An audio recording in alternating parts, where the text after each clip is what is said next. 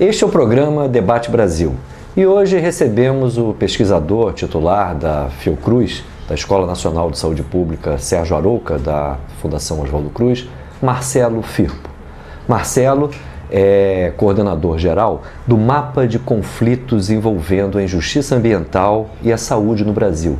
E hoje vamos discutir todos os impactos que os ditos projetos de desenvolvimento causam para as populações, especialmente atingidas por esses mesmos projetos.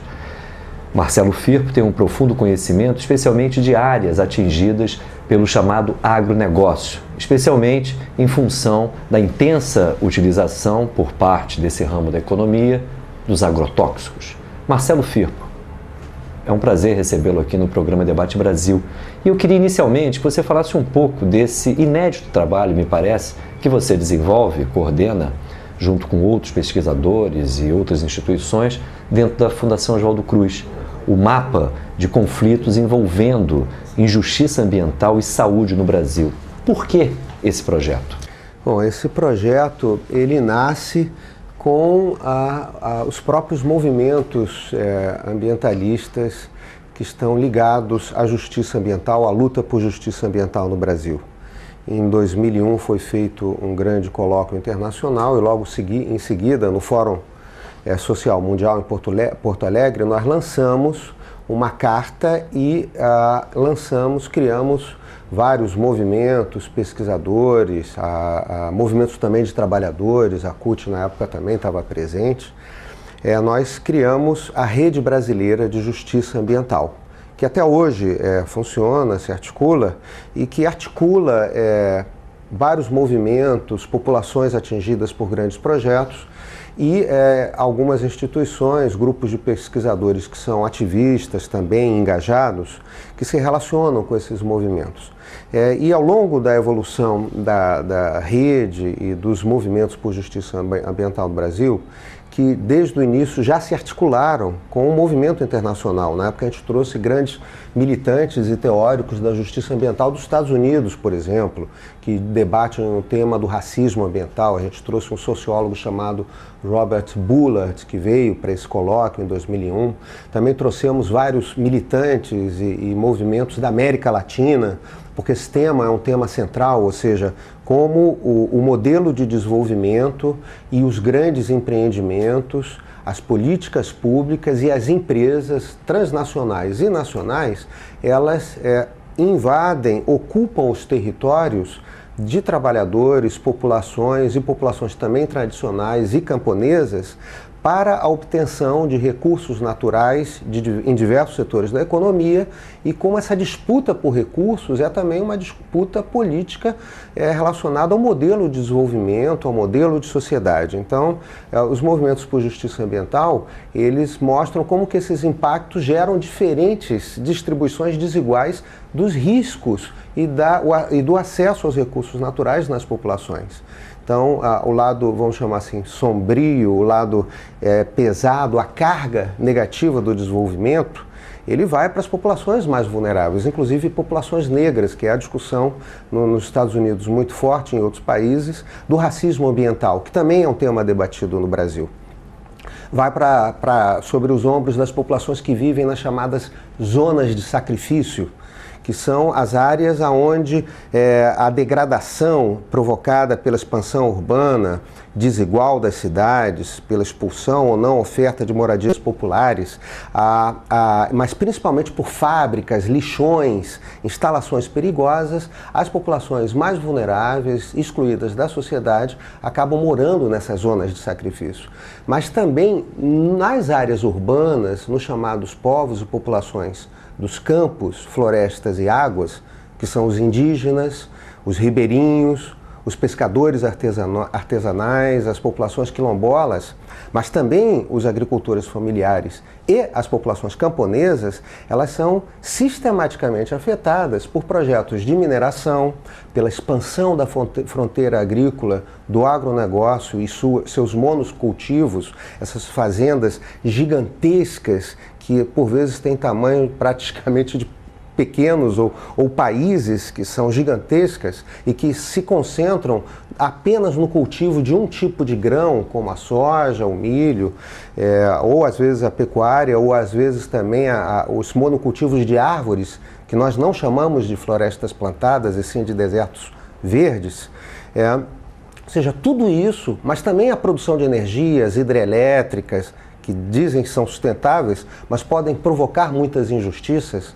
Até mesmo as eólicas e os parques eólicos, que são claramente uma boa solução do ponto de vista da sustentabilidade, dependendo de como o projeto é feito, como, por exemplo, no interior da Bahia, na região de Caetité, ele tem se confrontado com populações quilombolas, com agricultores familiares, camponesas, expulsando essas populações. Então, na verdade, a questão é claro que existem, vamos chamar assim, modelos de desenvolvimento que são mais perversos inerentemente à sustentabilidade.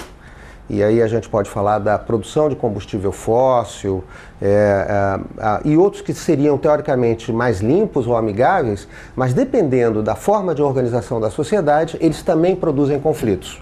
E é a produção desses conflitos que a gente vem desde o início da rede discutindo como que a gente pode tornar mais visível, porque essas populações e esses movimentos sociais, até porque existem muitos interesses econômicos e políticos, elas são sistematicamente invisibilizadas. Quem se ocupa das populações atingidas nas zonas de sacrifício, indígenas, camponeses, quilombolas, pescadores artesanais? Quem é que está se ocupando dessas populações que sistematicamente são vulneráveis, têm dificuldade de acesso aos direitos fundamentais, às instituições que defendem seus direitos diversos, inclusive no campo da saúde, da questão ambiental? Então, sempre houve uma necessidade de sistematizar. E o projeto do MAPA, ele vem de uma parceria da Fundação Oswaldo Cruz e da FASE, que é uma ONG importante no campo de um ambientalismo popular crítico da justiça ambiental. Nós fizemos uma articulação e conseguimos, na época, um patrocínio do próprio Ministério da Saúde para viabilizar esse projeto de sistematizar grandes conflitos em todo o território brasileiro. Então nós temos vários conflitos em todos os estados da federação que mostram, são uma espécie de exemplo dos grandes casos em que os conflitos eles estão ocorrendo e estão sendo discutidos por movimentos sociais, muitas vezes por ministérios públicos. Então o projeto ele sistematiza e a gente inclusive teve a alegria agora de recém lançar, eu inclusive estou lhe devendo, eu tenho que lhe dar esse presente, o mapa desse projeto, o livro do mapa de conflitos ambientais e injustiça ambiental e saúde no Brasil, que a gente acabou de lançar pela editora Fiocruz e que sistematiza todo esse nosso trabalho. Marcelo, você se referiu aos projetos que têm impacto junto a essas populações e exemplificou como projetos de mineração, projetos ligados ao agronegócio e mesmo a construção de represas, que em boa medida obedece a uma lógica de um modelo que, especialmente por esses seus exemplos, deixa claro que é um modelo muito baseado na exploração intensiva dos nossos recursos naturais. Costuma-se dizer que o desenvolvimento tem o seu preço, porém, há preços diferenciados. Um modelo baseado no extrativismo mineral e agrícola acaba acarretando, me parece, impactos muito maiores para as populações. Por quê? Essa é uma discussão muito importante, especialmente na América Latina, também para a África e a Ásia, porque são países que, no atual contexto do capitalismo global e seu mercado internacional, eles vêm se especializando na produção de commodities rurais, agrárias, metálicas. Ou seja, produção de grãos, produção de carne, exportação de minério e, por vezes, até de algum produto que tenha um maior valor agregado, mas que já é considerado uma commodity, por exemplo, o aço bruto ou o alumínio. O Brasil, há muito tempo, vem se tornando, especializando num país de exportação de alumínio e principalmente de aço bruto. Várias usinas siderúrgicas têm sido construídas no Brasil e produzidos importantes conflitos nos locais onde estão sendo construídas. Temos o exemplo aqui no Rio de Janeiro da TKCSA, construída pela multinacional alemã ThyssenKrupp. Então, é por isso que esse modelo ele vem sendo chamado, por alguns teóricos, de neoextrativismo, neodesenvolvimentismo, e de uma maneira até muito crítica, de um extrativismo associado a um pós-neoliberalismo, que muitas vezes gera um quadro ideológico político muito confuso na América Latina, de partidos de esquerda e movimentos de esquerda que no Estado vem se articulando e fazendo desenvolvimento econômico baseado nesse modelo. Você faz menção nesse aspecto à mudança política que boa parte dos nossos países, do nosso continente latino-americano, sofreram a partir da derrota de coalizões governamentais francamente neoliberais, podemos assim dizer. Aqui no Brasil mesmo tivemos a ascensão em 2002 de uma aliança capitaneada pelo Partido dos Trabalhadores. Quando você se refere a esse neodesenvolvimentismo posterior ao neoliberalismo, você se refere a esse fato de, em muitos países, apesar da mudança política, o modelo econômico, de alguma maneira, teve continuidade através dessas novas coalizões? Com certeza teve. É claro que são coalizões que são bastante diferenciadas, é um pouco complexa essa análise, inclusive envolveria um debate mesmo sobre ciência política que não é propriamente o nosso foco, mas é importante dizer que há uma ampla articulação crescente em todos esses países de setores econômicos estratégicos do agronegócio, da mineração, da produção de energia, que estabelecem um leque de possibilidades políticas muito limitadas. A gente vê isso... No Brasil, inclusive, me parece que no governo Lula, o agronegócio passou a ter uma expressão muito mais relevante do que no período do Fernando Henrique, salvo engano da minha... De alguma maneira isso já acontecia e isso vem se incrementando. E vem se incrementando também a capacidade de organização política dos setores do agronegócio e da bancada ruralista, que é fundamental em termos de articulação política no Brasil, de governabilidade. Agora, existe um problema sério desse modelo, além vamos chamar assim, do conservadorismo político, da aliança com essas forças políticas e econômicas, mas que se refere aos impactos sociais e ambientais desse modelo. Isso tem, inclusive, gerado declarações de lideranças políticas que originalmente têm relação com esses movimentos sociais do campo, das populações tradicionais, o próprio PT, no Equador, na Bolívia, nós temos exemplos claros. E no Equador, por exemplo, a gente teve agora, há poucos meses atrás, uma mudança, eu diria, de paradigma na condução política do governo pela declaração do presidente rompendo com o acordo de não explorar petróleo na população, no território e assumir que é uma área que envolve um movimento de ambientalismo popular muito importante, que havia um compromisso histórico do governo. E ele, inclusive... As populações resistiam à exploração intensiva. Porque tem anos, décadas de história, um processo que inclusive foi uma vitória histórica dos movimentos por justiça ambiental na América Latina e no mundo, que é a luta contra a Texaco, Chevron, de todo a catástrofe, o desastre ambiental que foi a exploração de petróleo desde a década de 60, 70 nessa região. Então, uma experiência dramática e uma tentativa de mudar o modelo de desenvolvimento. Eu não vou muito falar sobre isso, é muito interessante. Havia uma proposta de, por exemplo, que os países mais ricos contribuíssem com a dívida social e ecológica do Equador e da América Latina para permitir que essa é uma luta, inclusive, do ambientalismo internacional, deixar o óleo debaixo da terra para promover outras formas de desenvolvimento. O presidente do Equador chegou de alguma maneira, acusar os ambientalistas de barriga cheia contra a redução da pobreza no Equador e na América Latina. Houve até respostas interessantes de um professor da Universidade de Barcelona, João Martínez Alier, da Ecologia Política, com quem eu trabalho, que disse, bom, talvez barricas cheias de chumbo, porque a quantidade de ambientalistas e líderes de movimentos sociais que têm sido assassinados no Brasil, desde Chico Mendes, no Equador e em toda a América Latina, África, é enorme nesses conflitos. Então, existe uma questão que a gente precisa, voltando à sua questão, por que existem impactos sociais e ambientais?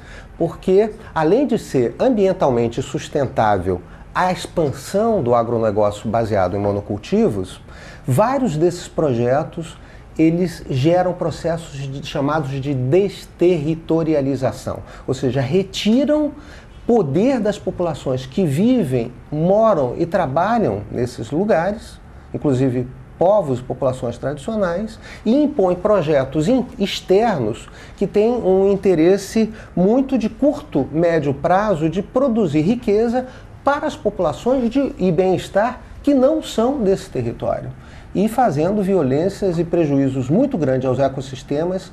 Vários desses povos tradicionais dependem, sua cultura e sua sobrevivência, seu modo de vida, da vitalidade, da saúde desses ecossistemas, e eles são expulsos, ou seus ecossistemas são alterados. Existem várias consequências, que muitas vezes têm consequências que transcendem nos riscos ambientais as populações somente dos territórios diretamente atingidos. Existem problemas sociais também diretamente associados a isso.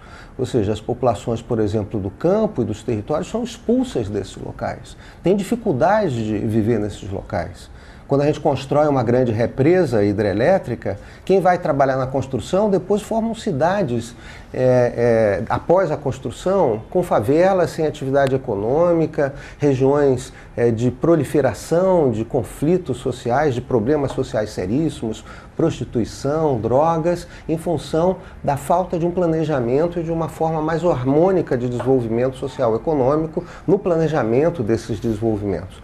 Então, se a gente vai ver por detrás de cada um desses conflitos que nós temos do mapa, ligados ao agronegócio, à mineração, às hidrelétricas, à instalação de complexos portuários, a gente vai ver a história da luta das populações locais e de vários movimentos sociais e ambientais denunciando esse modelo e dizendo sim desenvolvimento, sim a um progresso, mas um progresso que seja socialmente justo, ambientalmente sustentável e que respeite os direitos fundamentais dessas populações.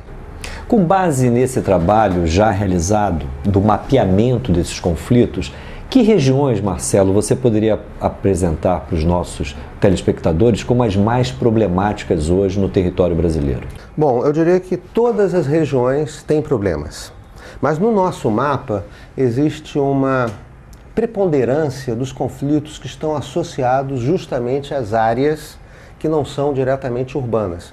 Há uma aparente contradição. Por exemplo, nos Estados Unidos, os movimentos por justiça ambiental mais importantes que historicamente se desenvolveram foram nas áreas urbanas, perto de lixões, de fábricas perigosas. Na luta contra o racismo se descobriu que, mesmo do mesmo nível econômico, essas populações tinham cor de pele, muitos negros e depois asiáticos, populações de outros países, chicanos, viviam preponderantemente.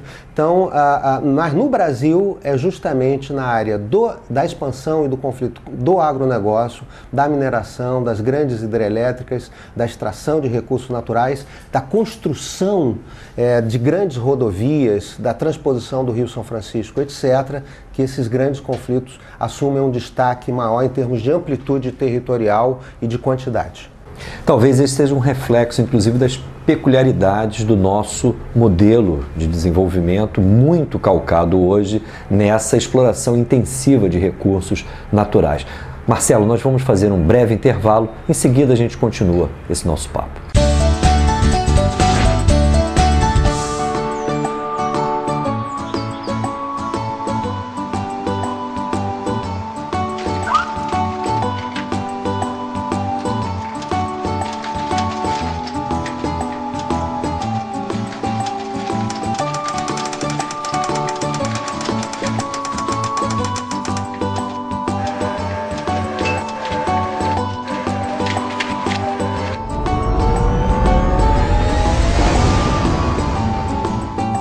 Não devemos oferecer recursos mais humanos aos nossos aposentados? O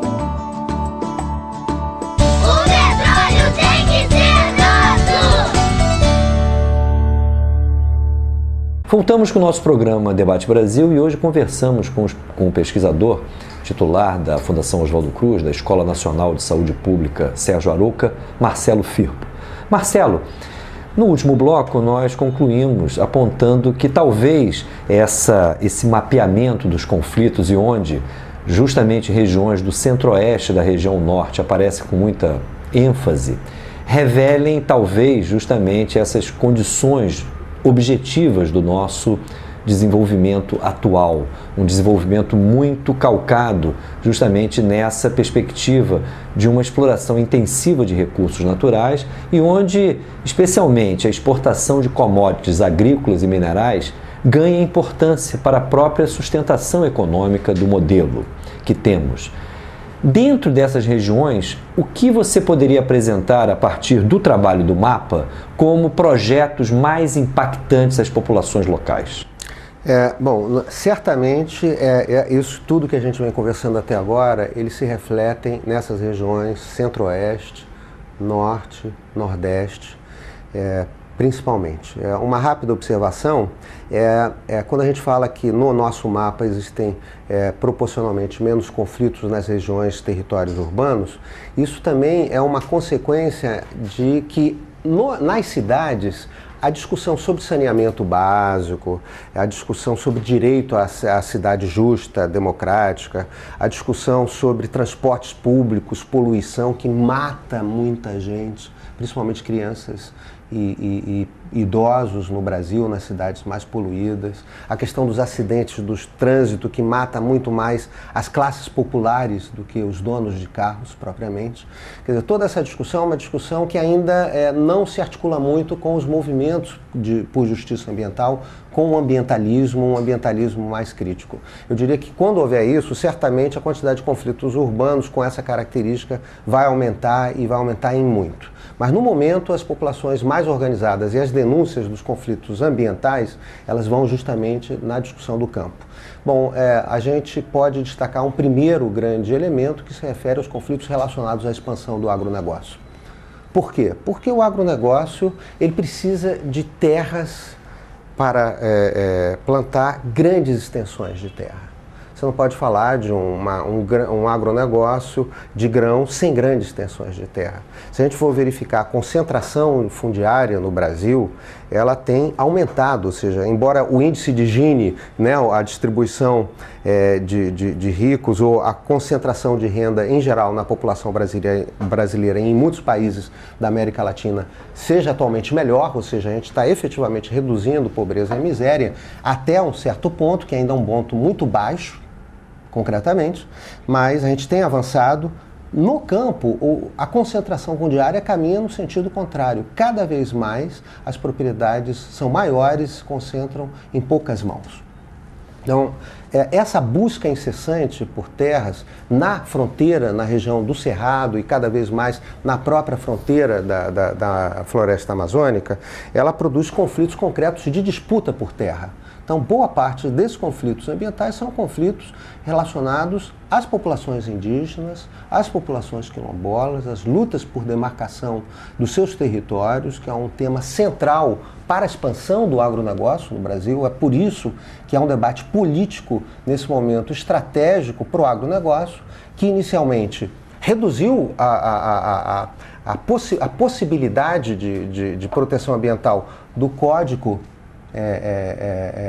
florestal, que foi debatido em 2012, e nesse momento o Código de Mineração também está sendo debatido numa perspectiva de radicalizar a privatização dos recursos do solo do nosso país, mas ao mesmo tempo toda a discussão de flexibilização que a gente pode falar mais tarde, por exemplo, em relação a um outro aspecto dos conflitos do agronegócio, porque como o agronegócio ele depende de monocultivos especializados em uma cultura. Aí vários engenheiros, trabalhadores da Petrobras nesse momento talvez estejam assistindo, né? Podem pensar, isso é bom, porque a gente aumenta a produtividade quando a gente se especializa quase que numa produção fordista, né, que a gente tem numa fábrica, no campo. Mas isso, na verdade, é uma tragédia. Todo monocultivo é uma tragédia ecológica, uma bomba relógio. Porque a natureza é biodiversidade. A natureza é biodiversidade que se articula para formar ecossistemas e ciclos que, de alguma maneira, são vitais para o bem-estar e para a evolução da vida em suas diferentes dimensões. Então, quando a gente concentra uma produção única, qual é uma preocupação central? É eliminar outras formas concorrentes de vida que concorrem para aquele grão, aquela produção, grama, árvore, soja, milho, o que for, cana-de-açúcar. Ao fazer isso, nós eliminamos biodiversidade através do quê? Dos agrotóxicos. A biodiversidade é reconhecida como planta daninha, erva daninha. Há um processo crescente também de perda de possibilidades de equilíbrios que o ecossistema naturalmente produz de várias espécies, ou seja, isso aumenta eventualmente certas pragas, certos insetos que pelo desequilíbrio se intensificam em termos de reprodução. Então você tem uma necessidade constante de dependência, e é por isso que a gente diz que o agronegócio e o monocultivo são dependentes químicos. É um problema de saúde da sociedade e desse modelo de desenvolvimento. E inimigos da biodiversidade. Inimigos da biodiversidade. Quer dizer, eles eliminam a própria renovação natural dos solos. Somos dependentes agroquímicos também dos fertilizantes. Ou seja, a gente importa e gera um problema porque a gente coloca a vitalidade do solo como numa indústria e não utilizando os mecanismos que a agricultura familiar e a agroecologia utiliza. A produção camponesa e boa parte da agricultura familiar convivem com biodiversidade, sociodiversidade, com possibilidade de ciclos, pousios, transformações, rotatividade de culturas, observação de variações de clima, que são fundamentais para a gente controlar pragas, para a gente eliminar o uso de agroquímicos e agrotóxicos e produzir um alimento muito mais saudável e uma natureza muito mais vital. Então, a discussão do agronegócio é também a discussão dos monocultivos, é a discussão dos agroquímicos e dos agrotóxicos, e é por isso que esse modelo, se expandindo, fez com que o Brasil, em 2008, se tornasse, infelizmente, nós temos o título de o maior consumidor mundial de agrotóxicos e só continuamos aumentando esse consumo desde então. Marcelo, os impactos que o agronegócio produz, especialmente na região centro-oeste, onde me parece é uma região privilegiada da expansão desse tipo de atividade econômica, tem impactos que transcendem a terra. Eu me recordo aqui que o centro-oeste é considerado uma espécie de cisterna do Brasil, em termos justamente de captação de água e de distribuição de água pelas diversas bacias hidrográficas que nós temos. Em que medida essa quantidade formidável de agrotóxicos que o agronegócio exige para a sua viabilização afeta, além dos solos, os nossos mananciais de água? Essa é uma discussão também importante que caminha em duas direções. Primeiro, pela expansão dos monocultivos e redução da biodiversidade e dos vários, alguns autores, de maneira que não agrada muito, mas tem chamado os serviços dos ecossistemas. Ou seja, a produção de água potável, a regulação do clima, a produção da produtividade primária do solo para a produção de alimentos. Tudo isso faz parte dessa vitalidade do funcionamento dos ecossistemas. A própria expansão dos monocultivos e redução da biodiversidade reduz a qualidade da vida local e eventualmente afeta em níveis que podem chegar ao nível global. Essa é uma primeira questão. Então existe toda uma discussão sobre justiça hídrica, ou seja, como que a água é utilizada quando a gente exporta soja ou exporta eucalipto, celulose, vinda do eucalipto, exporta carne, quanto de água tem por detrás dessa exportação, quanto que de água que foi de alguma maneira retirada e que não faz parte depois do ciclo natural de renovação cíclica desse ciclo da água e de outros nutrientes do solo. Agora, além disso, existe uma questão importante que diz respeito ao uso dos agrotóxicos. Na região do Centro-Oeste, você perguntava por exemplos, nós temos alguns exemplos, infelizmente trágicos e que geraram até agora pouca experiência para a sociedade brasileira em termos de capacidade de evitar problemas futuros, que foram as tragédias, por exemplo, em Lucas do Rio Verde, relacionadas à pulverização aérea. nós temos um nível de pulverização aérea que vários países do mundo já proibiram, porque é muito difícil você estabelecer a fronteira da pulverização aérea segura, que não vai atingir trabalhadores, não vai atingir escolas, núcleos urbanos próximos. Então você teve várias tragédias de pulverização aérea que atingiram creches, unidades de saúde, população em geral, afetaram hortas. Nós temos uma pesquisa da Universidade Federal do Mato Grosso, um grande pesquisador ligado ao tema dos agrotóxicos, uma pessoa muito importante, juntamente com outra pesquisadora do Ceará. Eu estou me referindo ao Vanderlei Pignatti, da Universidade Federal do Mato Grosso, e a outra pesquisadora do Ceará, de grande importância, é a professora Raquel Rigoto. Nós, lá da Universidade Federal do Ceará, nós temos o professor Fernando Carneiro, da Universidade de Brasília, e temos vários grupos importantes na Fundação Oswaldo Cruz. Então houve uma articulação, um grande projeto de pesquisa entre a Fiocruz, o professor Josino Moreira, o professor Vanderlei Pignatti, e nessa pesquisa chegaram a levantar, além da forte contaminação do solo, da contaminação da água, efeitos na reprodução de minhocas da região, níveis elevados de agrotóxicos nas águas de chuvas. Ou seja, o nível, a quantidade, né, em algumas regiões do Mato Grosso associados a esses monocultivos é tão intenso que nós temos uma situação que é parecida em outras regiões industriais urbanas, da chuva ácida, mas de contaminação por agrotóxicos.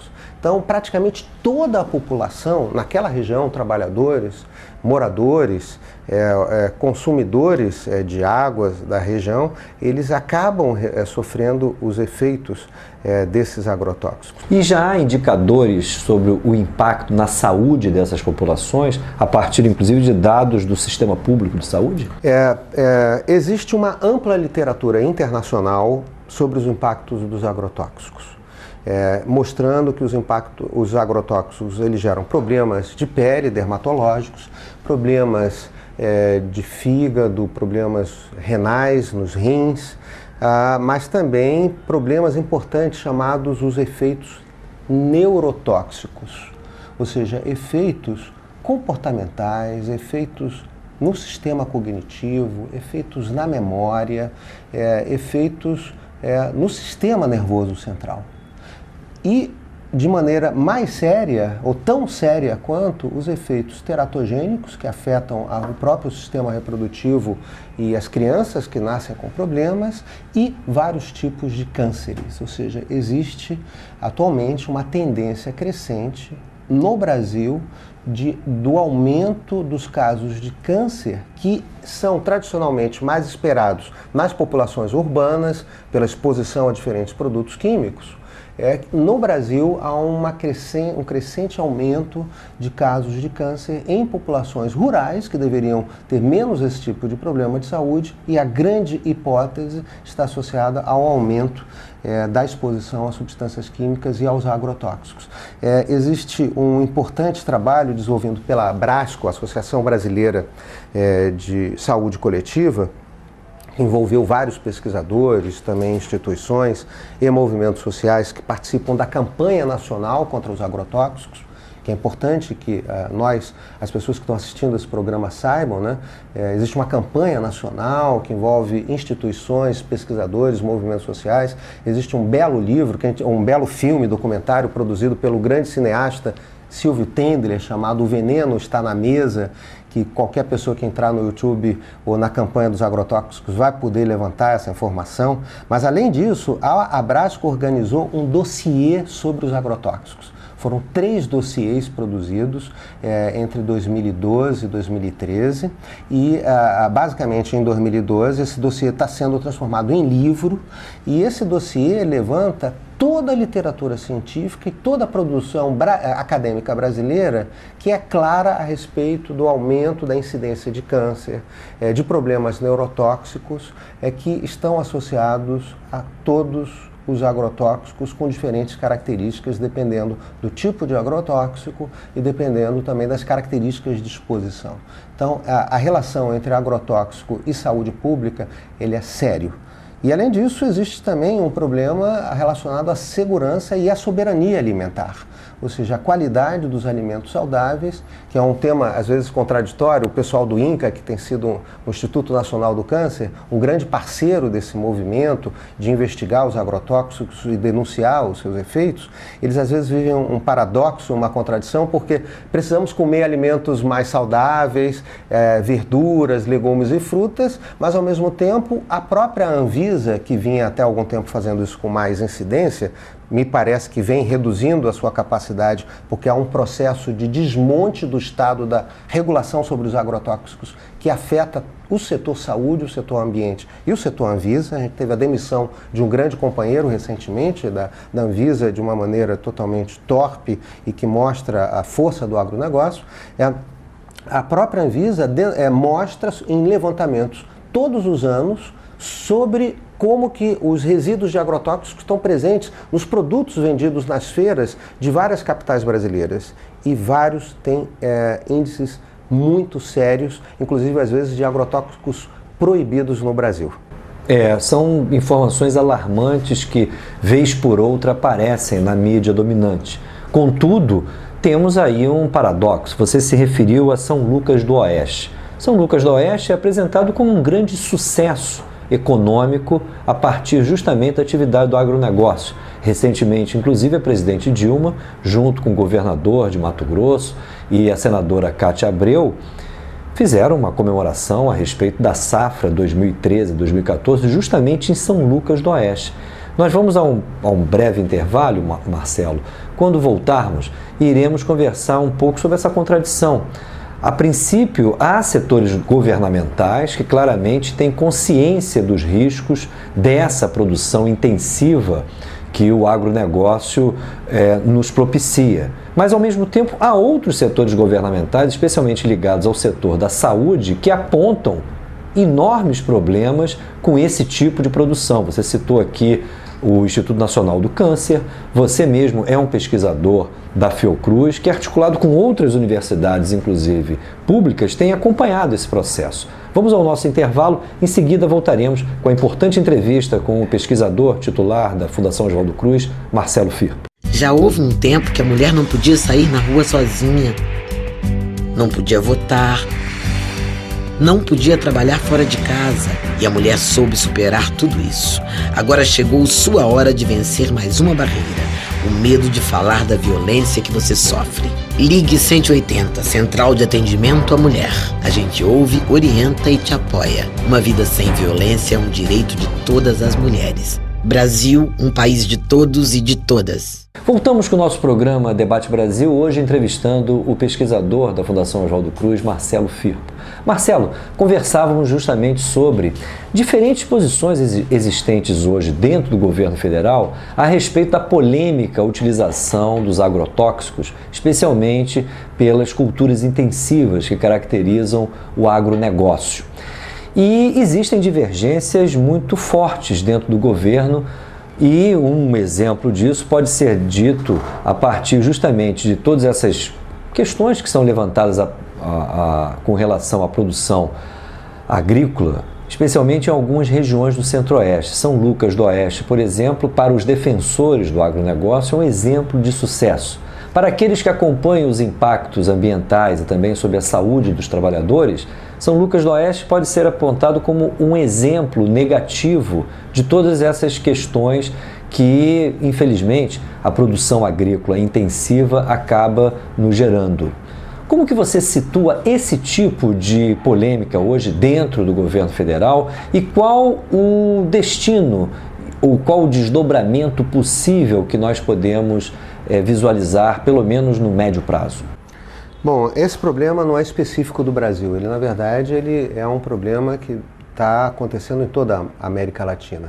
Nós estamos vivendo uma espécie de armadilha, né, como os espanhóis argentinos chamam, uma trampa do modelo de desenvolvimento, inclusive para as forças progressistas. Porque, de um lado, a balança comercial, o crescimento do PIB, e a China tem uma importância grande, porque é impressionante como entre 1999 e 2000 até os dados atuais, como que a China aumenta 10, 15 e até 20 vezes o valor das relações comerciais com países da América Latina e da América do Sul. Então, Então isso tem uma implicação muito grande na estabilidade do preço das commodities, mesmo diante da crise financeira internacional de 2007 e 2008, uma capacidade de produção de vários superávites fiscais. Ou seja, no caso brasileiro, embora o agrotóxico ele não seja especialmente importante no conjunto do PIB, ele é estratégico para a produção de superávites fiscais no Brasil, porque a gente exporta muita commodity agrícola. Isso gera uma enorme contradição, porque essa contradição implica que, do ponto de vista mais econômico e de algumas alianças políticas que têm influência no Congresso Federal, nos partidos que dão sustentação ao governo, esse modelo ele ganha muita força e visibilidade. As consequências negativas desse modelo, eu acho que essa é a questão fundamental, que tem a ver com democracia, com informação, com capacidade de compor e de articular essas contradições no modelo, é tornar visíveis o que atualmente se encontra oculto. Ou seja, quando você reduz biodiversidade, a tragédia ecológica ela não vem de uma hora para outra como resultado econômico do superávit fiscal mês a mês ou no final do ano. Ela vem acontecendo paulatinamente ao longo de décadas, e que você vai ter crise hídrica, crise diversa, crises globais que contribuem para esse processo, inclusive crise climática. Nós temos vários problemas que não são compreendidos de imediato. E no caso da saúde, nós temos uma outra tragédia, os economistas costumam chamar isso das externalidades negativas, ou seja, quem sofre, quem morre, quem tem câncer e quem paga tudo isso ainda é muito invisível na realidade brasileira. Então, a gente tem um estudo na Fundação Oswaldo Cruz, que gerou até uma tese de doutorado do pesquisador Wagner Soares, do IBGE, que mostra que no caso específico do Paraná, que foi o estudo que tinha dados mais robustos, o custo que o Sistema Único de Saúde tem, que a Previdência Social, que a sociedade brasileira tem, ou seja, com todo o agrotóxico, ele chega a ser superior nos piores cenários de consumo intensivo de agrotóxico do que o próprio custo do agrotóxico. Mas esse custo ele não entra na cadeia de formação de preço. Não é quem compra o produto agrícola ou quem vende o produto agrícola que assume esse custo. É a sociedade brasileira, é o Sistema Único de Saúde, é a Previdência Social. Então a gente precisa, além disso, existe uma questão fundamental de cidadania, de democracia e de direitos que dizem respeito às populações que são afetadas em seus direitos.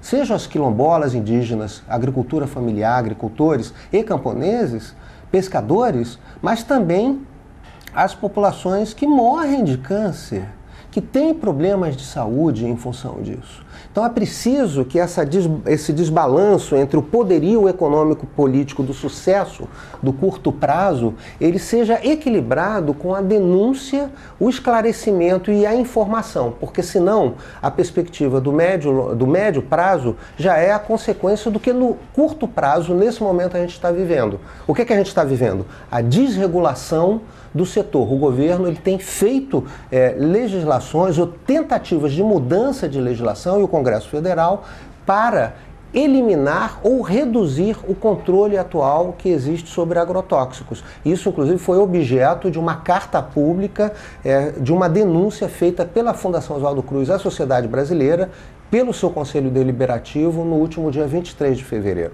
Ou seja, a Fiocruz, a Abrasco e os movimentos sociais têm denunciado esse processo. Como é que você vê esse conflito aparentemente existente dentro do governo? Porque, ao mesmo tempo, nós observamos que o agronegócio é intensamente festejado pelo governo, ele é estratégico para a nossa balança comercial, mas você chama atenção que existe um conjunto de custos que não são computados nessa produção e que tem um impacto muito negativo para as contas nacionais, especialmente se olharmos aí a situação da Previdência, gastos que a Previdência acaba tendo de arcar, gastos do Sistema Único de Saúde. Como que esse jogo dentro do governo federal hoje objetivamente se dá? Temos alguns órgãos claramente empenhados em incentivar o agronegócio, talvez com o Ministério da Agricultura à frente. Ao mesmo tempo, temos outros órgãos ligados, especialmente à saúde pública, que chamam a atenção desse processo que é extremamente grave para a população brasileira. Como que esse conflito hoje é gerido? Por exemplo, nós temos uma uma agência nacional de vigilância sanitária que deveria se debruçar sobre essa questão com maior precisão, com maior cuidado. Qual é o papel da Anvisa nessa situação? Ela é um árbitro dessa disputa? O papel da Anvisa ele é absolutamente estratégico, porque a Anvisa existe dentro da legislação dos agrotóxicos um processo a respeito dos critérios, inclusive, eventualmente, da proibição ou não aceitação da circulação de agrotóxicos no território nacional. Essa legislação envolve o Ministério do Meio Ambiente, o Ministério da Saúde, através da Anvisa, e o Ministério da Agricultura. Essa legislação, nesse momento, ela já foi quebrada por uma legislação que nós consideramos totalmente inadequada, inconstitucional e contra os interesses da saúde pública brasileira, que foi a legislação aprovada pelo Congresso Federal, que permite a importação de agrotóxicos quando existe algum tipo de emergência fitossanitária ou zoossanitária, ou seja, uma necessidade para a produção agrícola de enfrentar algum tipo de praga no curto prazo, e esses agrotóxicos, então, deixam de passar pelos critérios de avaliação de saúde e avaliação de impactos ambientais. Nós consideramos isso uma afronta à saúde pública e à política ambiental. Nós consideramos que esse projeto deveria ser revisto pelo Congresso Federal, porque é uma grande afronta. Agora, esse projeto me parece que ele aborda questões excepcionais de urgência. Por outro lado, há críticas em relação ao processo de liberação de substâncias tóxicas por parte da Anvisa em situação ordinária. Você mesmo, me parece, já se referiu aqui que há alguns agrotóxicos que são proibidos em outros países e têm a sua comercialização liberada no Brasil. Ou seja, independentemente de situações de emergência, de urgência, parece que existe um flanco aberto aqui hoje dentro do Brasil que nos permite um consumo inadequado desse tipo de veneno. A Anvisa, ela vinha crescentemente se fortalecendo para ter maior competência técnica, para poder desenvolver protocolos de avaliação e robustez de argumentação para os processos de regulamentação dos agrotóxicos, sejam novos ou validação do já em uso. Esse processo ele vinha crescendo dentro da Anvisa com vários problemas que vinham crescentemente sendo avançados, mas a gente teve nos últimos 2 anos um processo de reversão dessa tendência de fortalecimento da Anvisa. Ele claramente aparece com a demissão do gerente de toxicologia, que é um pesquisador da Fundação Oswaldo Cruz, que há anos se encontrava cedido à Anvisa para fazer esse trabalho, e ele foi sumariamente demitido, curiosamente porque denunciou uma forma de corrupção e ilegalidade que estava acontecendo dentro da Anvisa com liberação com assinaturas falsificadas. Curiosamente, uma denúncia gravíssima que deveria ser claramente investigada, claramente avaliada, debatida publicamente, enfrentada e fortalecidos as políticas estratégicas de enfrentamento desse tipo de problema interno, que pode acontecer em qualquer órgão, público ou privado, mas o público é muito mais sério, essa forma de corrupção ou de mecanismo inadequado. E a resposta da Anvisa foi, na verdade, acabou sendo atender a uma reivindicação que a bancada ruralista, a senhora Cátia Abreu e vários setores, há anos, dentro do Congresso Federal, já vinham solicitando há muito tempo, que era retirar o grupo de técnicos contrários ao agronegócio brasileiro de dentro da Anvisa.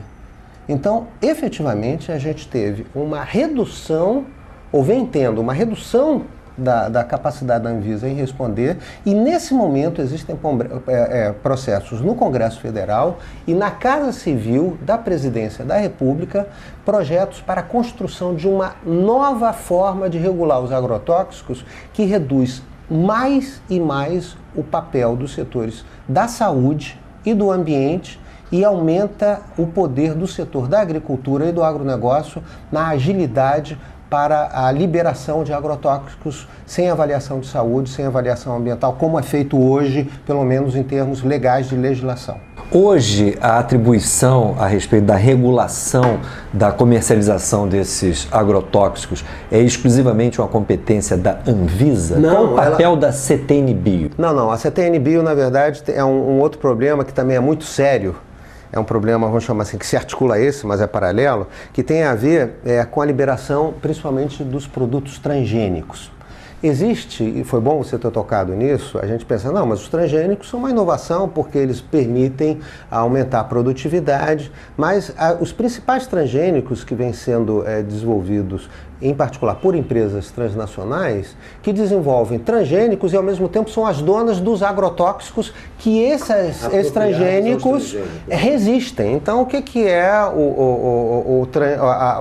o glifosato que é aplicado à soja transgênica? A soja transgênica ela é geneticamente apropriada para poder, num determinado momento, resistir mais e não ser afetada na sua condição de evolução durante o plantio, com a aplicação do glifosato, que vai matar outras plantas consideradas inadequadas para a produção.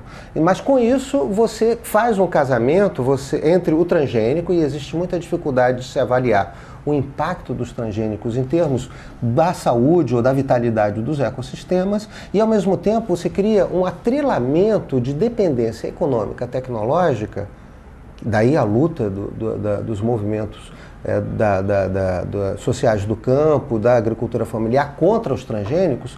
Se aumenta radicalmente a dependência tecnológica e econômica das grandes transnacionais que produzem, vendem e são proprietárias da propriedade intelectual dita desses transgênicos e dos agrotóxicos que estão articulados a eles. Então você perde uma autonomia, perda de segurança e soberania alimentar. E é por isso que a discussão da agroecologia e de vários movimentos sociais do campo, da agricultura familiar, defendem as sementes nativas, o banco de sementes crioulas, como uma estratégia fundamental de desenvolver sementes e plantar sementes que foram, vamos chamar assim, do ponto de vista da evolução natural dos ecossistemas, elas se adequam àquele clima, àquele tipo de solo, têm facilidade do ponto de vista da produção e produtividade e se relacionam com aquela biodiversidade de forma mais adequada. Você acredita que a agroecologia possa um dia vir a ser uma alternativa para o modelo agrícola brasileiro?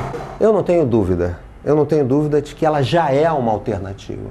O problema, como sempre, é um problema político e econômico de dificuldade de se debater esse tema na sociedade e de uma enorme assimetria entre a discussão da saúde, do ambiente e das populações da agricultura, dos movimentos ligados à agricultura familiar e camponesa, em relação ao poderio do agronegócio, ao poderio econômico, ao poderio na mídia hegemônica, ao poderio que financia a agricultura.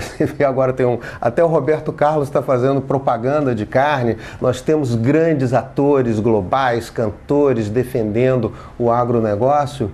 Não é que eu seja contrário ao uso desse tipo de mídia, desde que ela não produza enormes assimetrias para o debate sobre o desenvolvimento, a democracia e critérios legítimos de soberania nacional. Eu diria, você me perguntava há pouco também para comentar, existe uma política de agroecologia nacional, de agroecologia e produção orgânica no Brasil, que foi criada agora no ano passado. Você fala, não, então o governo está se ocupando. Sim. Agora, qual é o peso dessa política em relação ao peso das políticas de apoio ao agronegócio? Qual é o peso que a Embrapa dá para o desenvolvimento da agricultura familiar, que alimenta 3/4 ou mais dos alimentos que vão para a mesa dos brasileiros? E a grande maioria desses agricultores, graças a Deus, ainda conseguem, e isso foi o último levantamento do Censo Agropecuário do IBGE, plantar frequentemente sem uso de agrotóxicos. Dentro de um modelo tradicional? Dentro de um modelo tradicional, camponês, que cada vez mais tem dificuldade de fazer isso, mas é preciso justamente resgatar e criar a ciência e a tecnologia moderna para o pequeno trator, para manter o jovem no campo com outro projeto de vida, para reduzir carga pesada, mas ao mesmo tempo incrementando produtividade. Então há um enorme desafio de aumento de produtividade real, mas esse desafio seria facilmente superado se houvesse um maior balanço e equilíbrio entre o tipo de política pública, crédito que é fornecido ao agronegócio, desenvolvimento tecnológico, científico e aquele que é fornecido à produção do pequeno agricultor, dos camponeses que alimentam fundamentalmente a população desse país.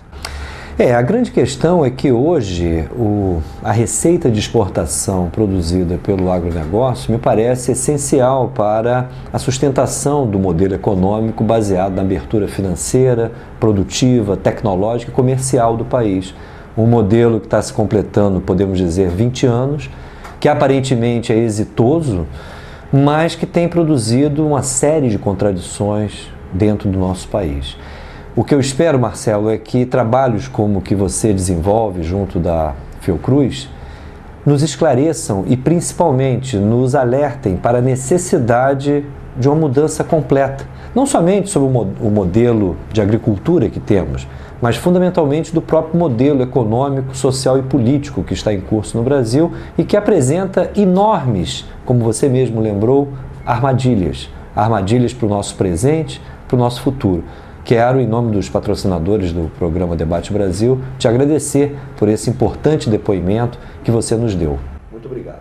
Eu que agradeço o convite, é sempre uma alegria estar com você e eu espero que esse programa possa ajudar um pouco a democratizar a informação sobre temas tão importantes como a questão ambiental, os conflitos ambientais, o tema do agronegócio, dos agrotóxicos e futuramente, já que também está envolvido a própria Petrobras, os trabalhadores e engenheiros, também o tema da energia e a necessidade de a gente fazer uma transição dos combustíveis fósseis e eu gostaria que essa categoria de trabalhadores estivesse muito mais engajada nessa discussão, além da defesa da nacionalização do pré-sal, mas a evolução do modelo de transição energética é, para mim, um debate central que não está sendo ainda feito e eu agradeço estar aqui presente. Também estratégico, né, Marcelo?